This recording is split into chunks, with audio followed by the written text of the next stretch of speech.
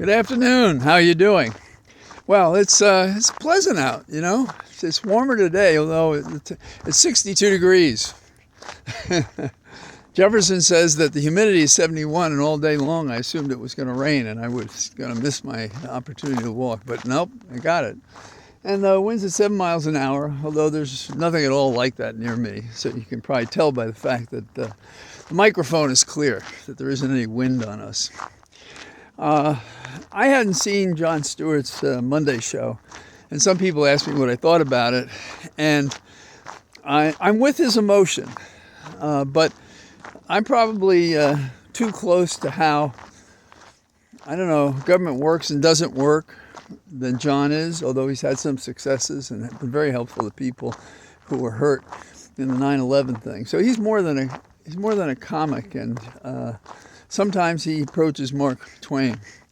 But one of the things he said that I disagree with was how he was dismissing process. And when people say process and things like that, it's kind of talking about bureaucratic brake speed, you know, pumping the brake rather than illuminating what that means. And what it means in this context is something that allows us both to have a government that works like it was imagined and clear indications that the system is working like it was imagined. So when I say advise and consent is a process, it says something that we each know in our daily life, that if somebody's making a decision with imperfect information, we know that that decision is wrong.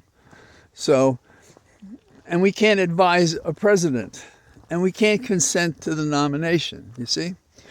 And if someone invokes an exception to the rule that the Senate is supposed to advise and consent, and says, well, when we're not here in office, we senators, go ahead, appoint them then, and then nobody's responsible. And that's the point. Neither was this exception meant for getting away from your responsibility. It was meant to assure that we would have people taking the reins of government in hand who were capable to do it, that we could rely on, particularly when things go wrong. And that is almost the definition of public service. Not that you make things go wrong, but that you're most necessary when something does go wrong. And so the process created by the founders, looking at all the constitutions and stuff that worked or didn't work, created a system in which one group, in its self-interest perhaps, the senators, would want to have something to say about who was governing them in the executive department and how they were administering the laws that were being considered in court. So if you start putting people who can't do the job in place, then you start losing control of the government.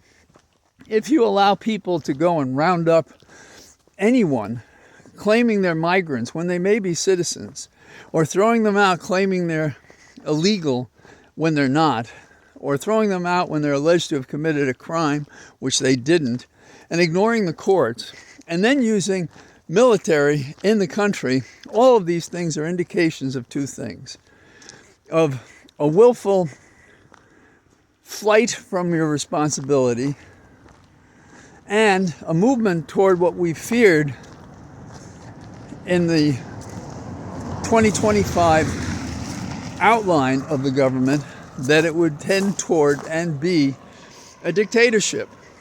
So these are important steps, and they're not just talk for a change, they're action. We can judge them.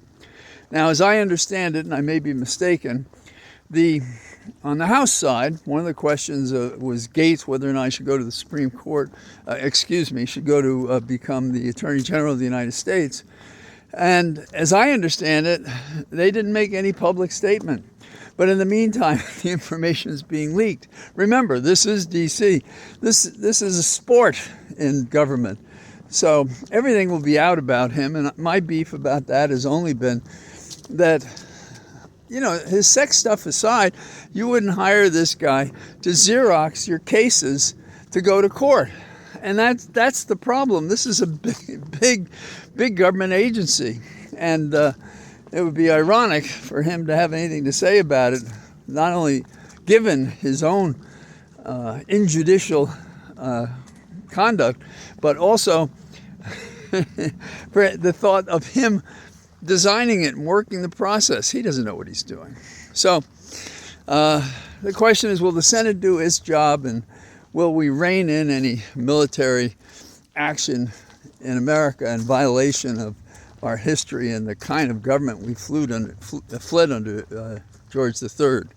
So if there's a rule of thumb here, and that I disagree with Stewart on this, and I treat what he said seriously, so I don't mean to mock him, but I come from a different experience and observation. And I could be wrong, and you're welcome to say that, just as I am saying it about him and his portion of his discussion.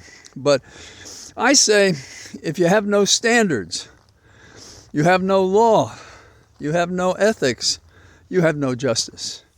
And that's how you create a system that provides for preserving and protecting our government, that is concerned about and delivers for the general welfare. Now, so these are high purposes. Now let's talk about a low purpose. The Speaker of the House is concerned that a transgender woman be kept out of the facilities, the women's room, because we can't have a, quote, man, the way they say it, not I, well, anyhow, you can finish the rest of this. This is what they wrap their minds around. Nonsense. Absolute nonsense. Now, let's see what else is going on. There's the New York prosecutors apparently are open to years of delay in the case in which Trump has been convicted repeatedly. And we were awaiting his sentence. I say were because I don't know where we stand now, but it looks like they're monkeying around with it. So what do I think should happen? Well, if I were the judge, I'd sentence him and confine him, and you all figure it out, because that's the way it is.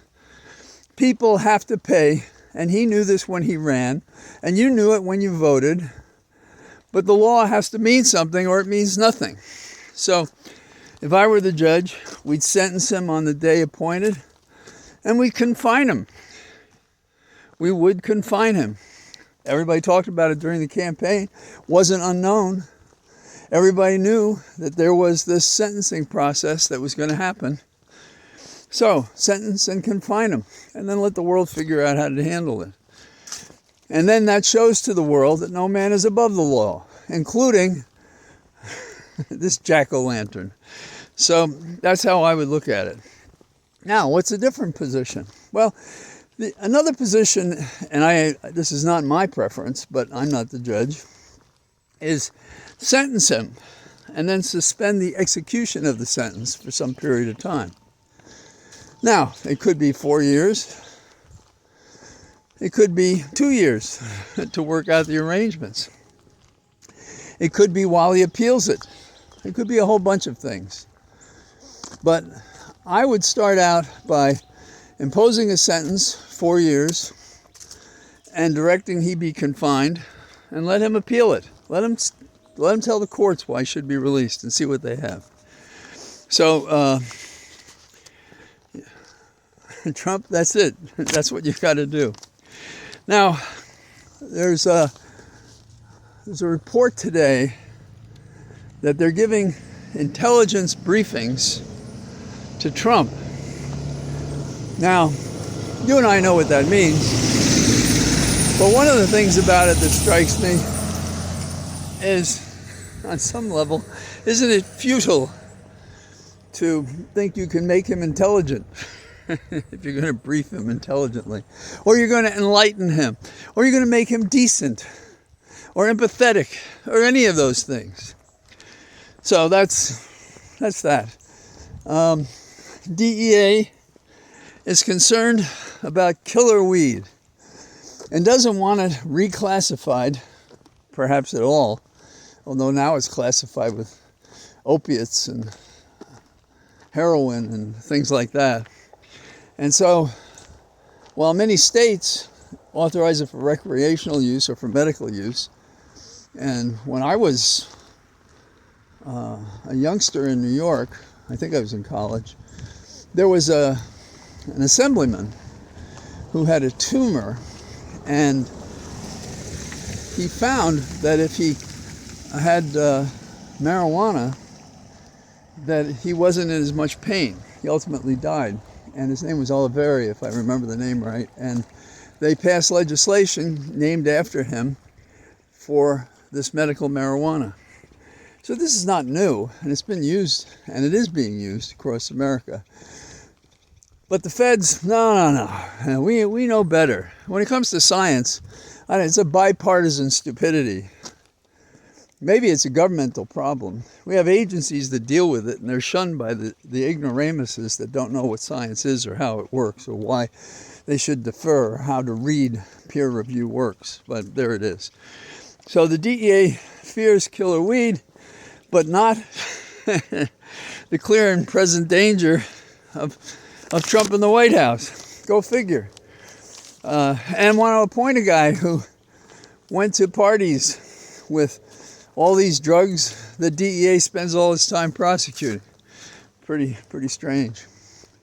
And then the last thing I have, I think, unless I get something else pops into my head, is I saw an op-ed in the Post by the survivors of a 9/11 victim. And they were saying that they had no problem with leniencies and plea deals. Well, there is no way on this earth I could justify another single day in my life if a member of my family was hurt or killed, especially by these bastards. No deals. None. If you have the goods, you go forward. We don't say, oh, go ahead, wound us, it's okay. We forgive you. No, you punish them. You punish them to the maximum. And that's why families really probably shouldn't have that much to say about sentencing. I know all the law about it, but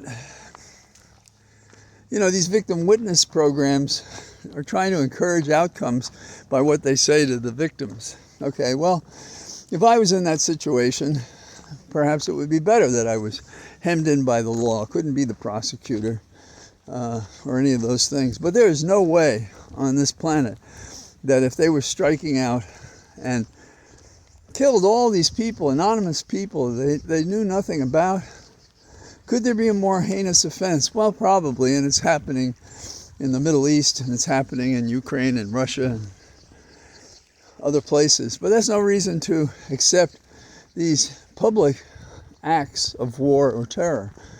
And in our court system, we can say, I don't want you to enter a plea with this guy or gal or people. I want the full extent of the law exercised, because it'd be so refreshing to have people prosecuted for what they did and to pay the price for it. Oh yeah, I'm talking about Trump.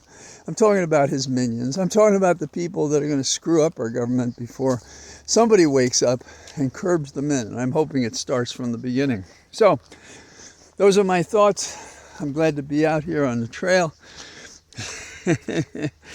And I say goodbye to you from my cathedral of trees. All the best. Bye-bye.